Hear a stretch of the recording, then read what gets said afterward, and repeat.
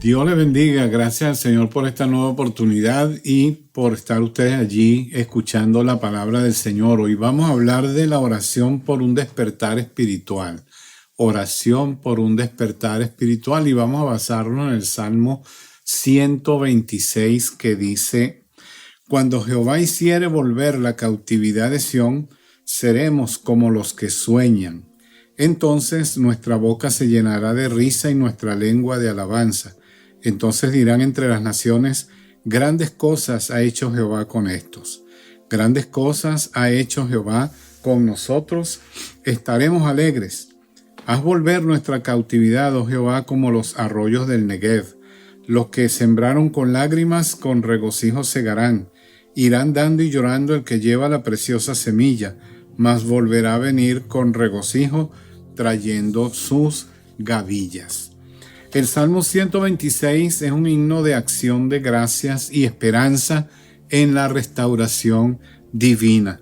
Este salmo es un recordatorio poderoso de la fidelidad y el poder de Dios para transformar las situaciones difíciles en alegría y bendición.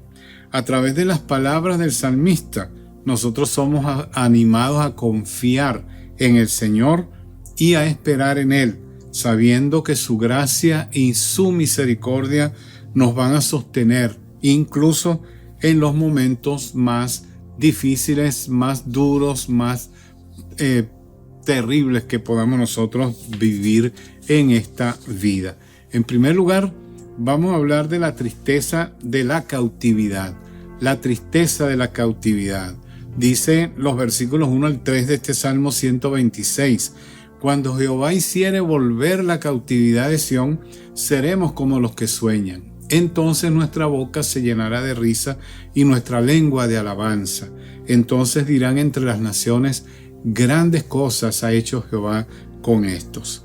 Grandes cosas ha hecho Jehová con nosotros. Estaremos alegres. ¿A qué se debía esa cautividad? Porque el salmista habla y menciona este momento difícil en el pueblo de Israel. Fue al morir el rey Salomón cuando el reino de Israel se dividió.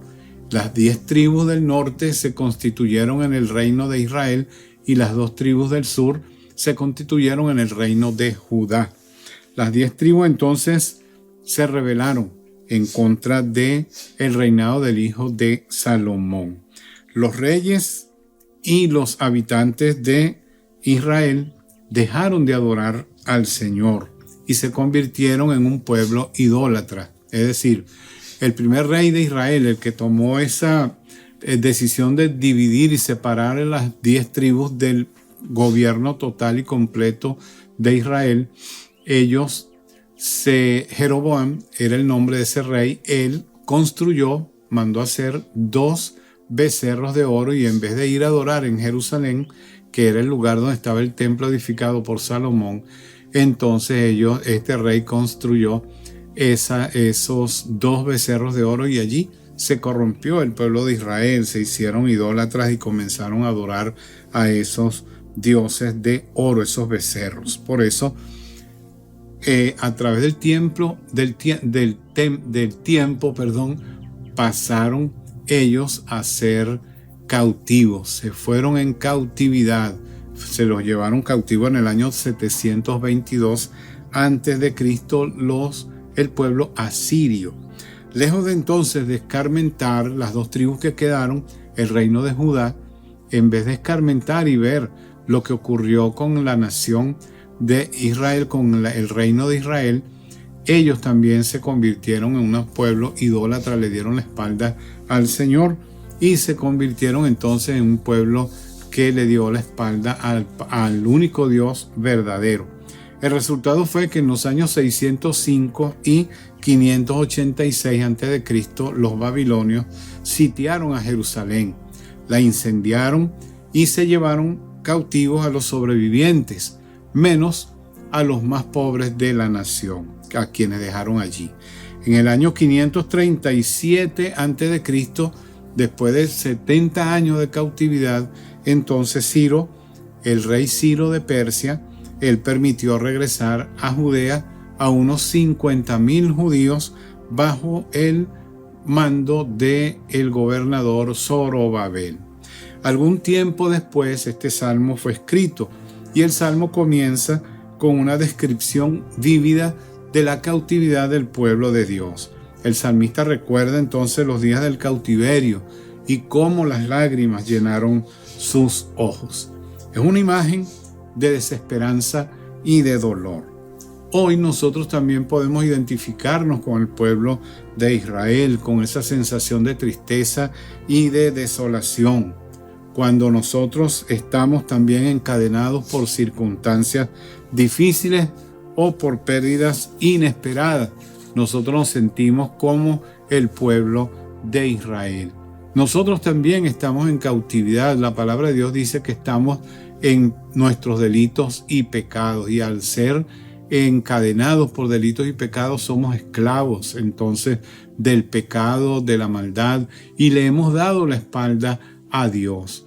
El pueblo, el mundo de hoy también está dándole la espalda al Señor y por eso estamos en esta cautividad. La Biblia dice que el Dios de este siglo, que es Satanás, tiene cautivo a los incrédulos y ha cegado la mente de los incrédulos para que no les resplandezca la luz del evangelio de la gloria de Cristo. Por eso estamos en cautividad. Nosotros estamos en pecado. El mundo está dándole la espalda a Dios y por eso nosotros también podemos decir, desde que Adán le dio la espalda a Dios en el jardín del Edén hasta el día de hoy, estamos también nosotros en esclavitud, en cautiverio, en manos del adversario, el enemigo Satanás. En segundo lugar, hablamos del gozo de la restauración. Dice el versículo 4 del Salmo 126, haz volver nuestra cautividad, oh Jehová, como los arroyos del Negev. Desde el punto de vista climático, el Negev era una región desértica del sur de Palestina. Allí, las prolongadas sequías solían terminar en violentos aguaceros que producían repentinas inundaciones y después florecía otra vez el lugar. Ese ambiente que se vivía en ese lugar de desierto, de tristeza, de desolación, es el mismo que siente la persona cuando no tiene a Dios en su corazón. Cuando está apartado de Dios, vive en tristeza, vive en amargura, vive en soledad, vive en dolor, porque le hemos dado la espalda al Señor. Por eso el salmista dice, haz volver nuestra cautividad, oh Jehová, como los arroyos del Negev.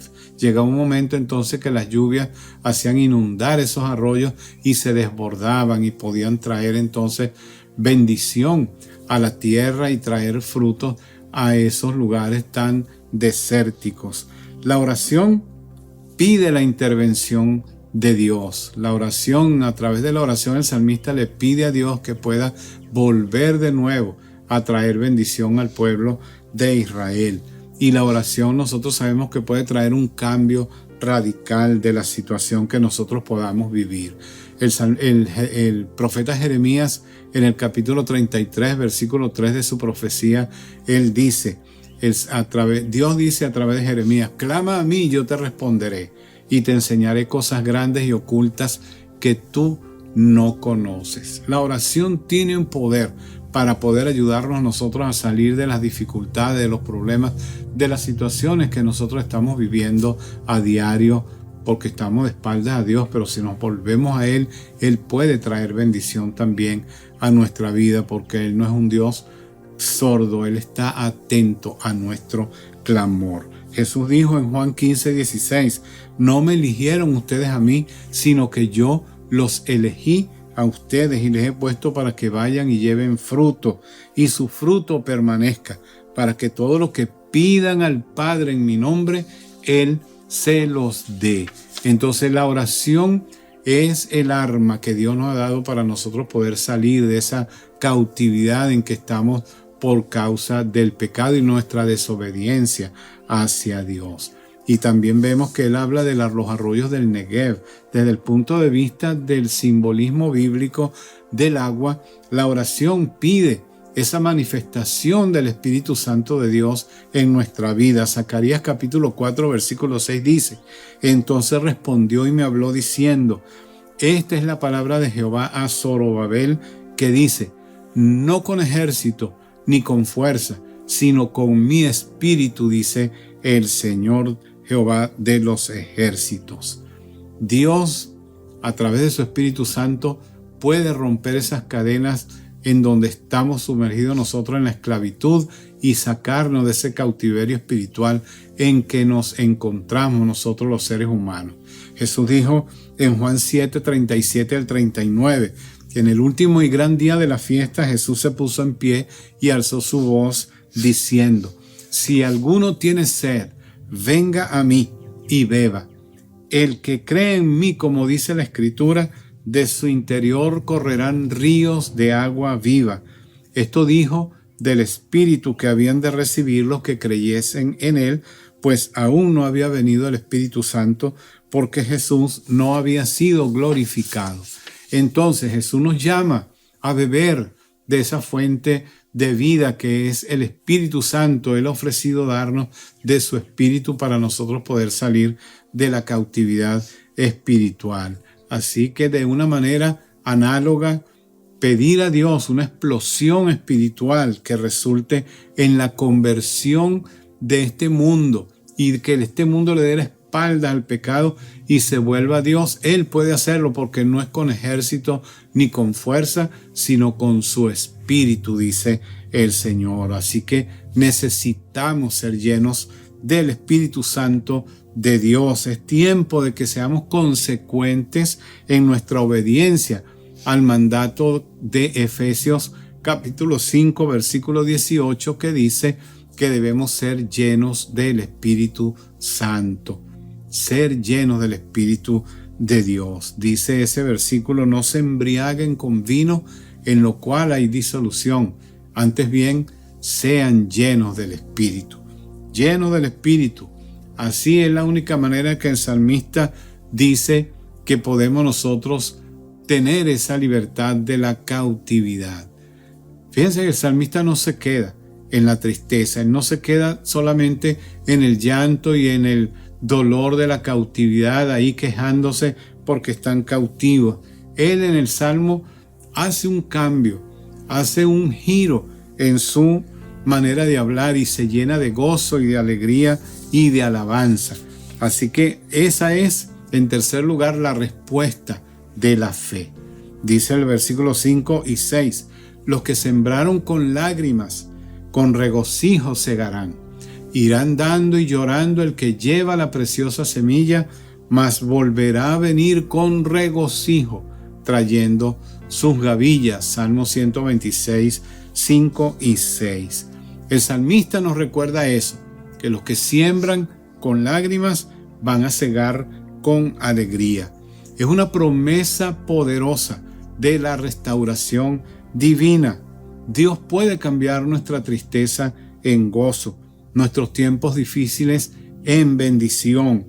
El salmista compara esta restauración con un río en el desierto, una imagen de vida y de renovación en medio de la aridez, como mencionaba en el versículo 4, donde dice: haz volver nuestra cautividad como los arroyos del Negev. En nuestra vida, cuando nosotros estamos confiando en el Señor y cuando esperamos en Dios, Él puede hacer lo mismo por nosotros, como hizo con el pueblo de Israel, que a través del rey Ciro permitió que regresaran a su tierra y reconstruyeran las ruinas en que había quedado esa nación por culpa de su desobediencia y su separación de Dios. El Salmo entonces concluye con una afirmación de fe y confianza en el Señor. El salmista declara: el que siembra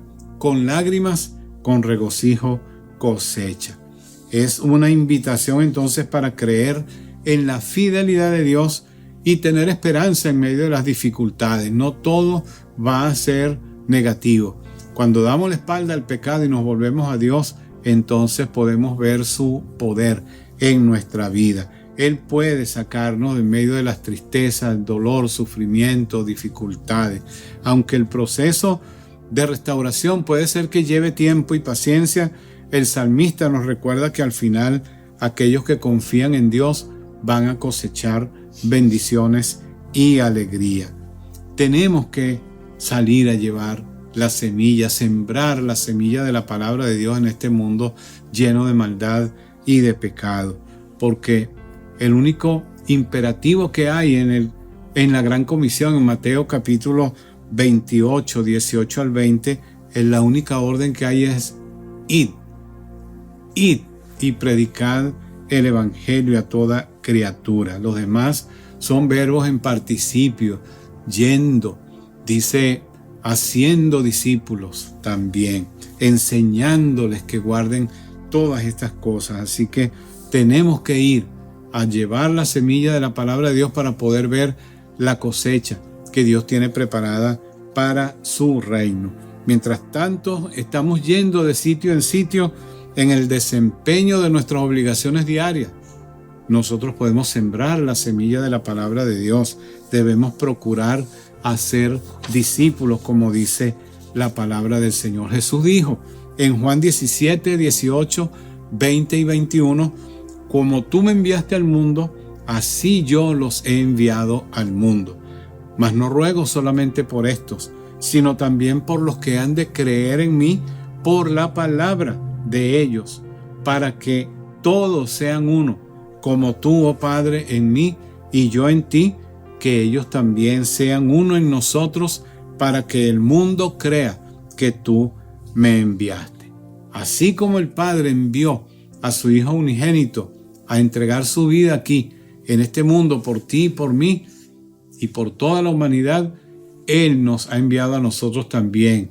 Por tanto, id y predicad el evangelio a toda criatura. Así que necesitamos salir. Tenemos que llorar también.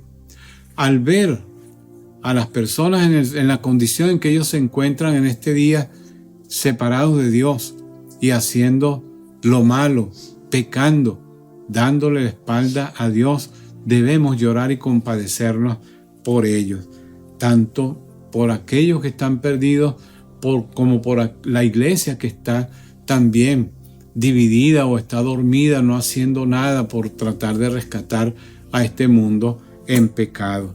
Jesús lloró sobre Jerusalén, dice Lucas 19:41, que cuando llegó cerca de la ciudad, al verla, lloró sobre ella. Nosotros también debemos llorar por este mundo lleno de maldad y orar por ellos y hablarles la palabra del Señor. Mire cómo dice Pablo también en Hechos 20:31. Pablo le recordó a los efesios que por 3 años, de noche y de día, él no cesó de amonestar con lágrimas a cada uno de ellos. Él también añoraba a los filipenses con el profundo amor de Cristo Jesús. Dice Filipenses 1:18, porque Dios me es testigo de cómo los amo a todos ustedes con el entrañable amor de Jesucristo. Pablo lloraba también por los filipenses. En 1 Tesalonicenses 2:7 él dice, fui tierno entre los tesalonicenses como la nodriza que cría y cuida a sus propios hijos. Pablo sentía compasión, amor, tenía una sensibilidad hacia las personas que tú y yo también debemos imitar, porque tenemos que rescatar este mundo que está hundido en el pecado. No solamente a los filipenses, no solamente a los efesios, no solamente a estas personas. Él escribe a los Gálatas en 4:19, se dirigió a los Gálatas de esta forma: hijitos míos, por quienes vuelvo a sufrir dolores de parto, hasta que Cristo sea formado en ustedes. El apóstol Pablo sentía ese dolor profundo por estas personas en la iglesia de Galacia. ¿Por qué? Porque él veía cómo la gente se desviaba de los caminos del Señor y él buscaba la manera de hacerles volver. Esta compasión no puede ser una compasión fingida, no podemos fingir esa compasión. Tiene que ser una compasión que viene solamente a través del Espíritu de Dios en nuestra vida. Tiene que ser derramada en nuestros corazones por el Espíritu Santo, como dice Romanos 5:5. Y la esperanza no avergüenza, porque el amor de Dios ha sido derramado en nuestros corazones por el Espíritu Santo que nos fue dado. Y ese Espíritu Santo en nosotros es el que produce ese fruto en nuestra vida, y el fruto del Espíritu, dice Gálatas 5:22 y 23, el primero que menciona del fruto del Espíritu es amor. El amor que debemos sentir por esta humanidad. ¿Cómo no llorar por esta humanidad mientras la vemos hundiéndose cada día más y más en el pecado? La palabra de Dios sembrada, si salimos, como dice el salmista, que irán dando y llorando el que lleva la preciosa semilla, irán dando y llorando, porque sembrar la palabra de Dios no es que todo el mundo la recibe con alegría. Hay gente que hace que uno se sienta triste al ver cómo desprecian al Señor. Así que en 1 Pedro 1:23 él dice que siendo renacidos no de simiente corruptible, sino de incorruptible, por la palabra de Dios que vive y permanece para siempre. Es la palabra de Dios la que vamos sembrando cada día, y un día llegará el momento cuando vamos a cosechar ese fruto, el fruto, el resultado de esa semilla que hemos ido sembrando. Es la palabra de Dios la que cambia los corazones, las vidas.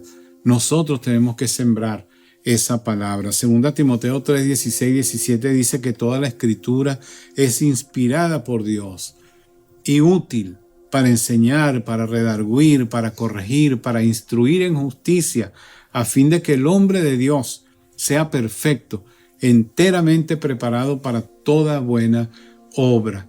Es la palabra de Dios la que edifica la vida de las personas. No podemos cambiar a las personas sino con la palabra de Dios. Es lo único que puede traer vida a este mundo lleno de pecado. No solo de pan vivirá el hombre, dijo Jesús, sino de toda palabra que sale de la boca de Dios. Si nosotros somos fieles en salir a donde Dios nos envíe a predicar su palabra, nosotros vamos con regocijo vamos a regresar y vamos a cosechar la semilla, como dice el versículo 5, Salmo 126, versículo 5.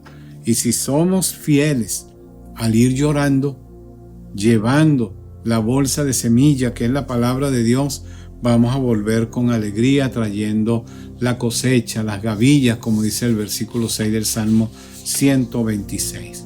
Entonces, el Salmo 126 es un himno poderoso que nos anima a confiar en Dios, incluso en los momentos más difíciles. Nos enseña que la tristeza y la cautividad no son el final de nuestra historia, sino que Dios puede transformar nuestra situación y traer gozo y restauración a nuestra vida. Como creyentes, nosotros tenemos la promesa de que aquellos que confían en el Señor y esperan en Él van a cosechar las bendiciones de una manera abundante.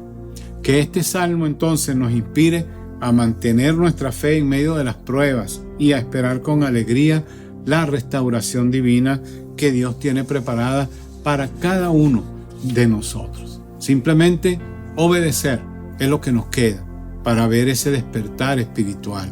Salir, llevar la semilla de la palabra de Dios, sembrarla en esos corazones que están tan necesitados, y después vamos a ver cómo vamos a ir cosechando y recogiendo el fruto de ese trabajo que nosotros estamos realizando. El Espíritu de Dios va a tocar el corazón de esas personas que están apartadas, separadas de Él, y lo van a traer de nuevo para reconciliarlos con Dios. Pero tenemos que movernos, tenemos que salir a llevar esa semilla a aquellas personas que están en necesidad. Y si tú eres una de esas personas que todavía no le has dado tu vida a Jesucristo, yo te animo a que hoy le entregues tu corazón a Él. Di conmigo esta oración: Señor Jesús, reconozco que soy un pecador y te necesito. En este momento te entrego mi corazón y mi vida. Te invito a que entres en mi vida y me hagas esa persona que tú quieres que yo sea. Perdona mis pecados, límpiame, Señor, y ayúdame a salir también, a llevar la preciosa semilla de la palabra de Dios para que este mundo pueda cambiar y pueda rendirse a tus pies. En el nombre de Jesús. Amén. Dios te bendiga, te felicito si hiciste esta oración conmigo. Y si tienes alguna duda, alguna inquietud, entonces clama a Dios, busca al Señor, congrégate y lee la palabra de Dios, ora para que el Señor te dé la fuerza que necesitas para seguir adelante y Él te va a llenar de su Espíritu Santo para que seas un cristiano victorioso. Si te gustó el mensaje, dale like, y si no te has suscrito al canal, suscríbete y marca las notificaciones allí para que en la próxima ocasión tú puedas ser animado a escuchar el siguiente mensaje que tenemos preparado para ti. Si tienes alguna duda, escribe a mi correo que aparece allí en la pantalla. Estoy dispuesto a responder cualquier inquietud que puedas tener. Dios te bendiga y hasta la próxima ocasión. Hasta luego.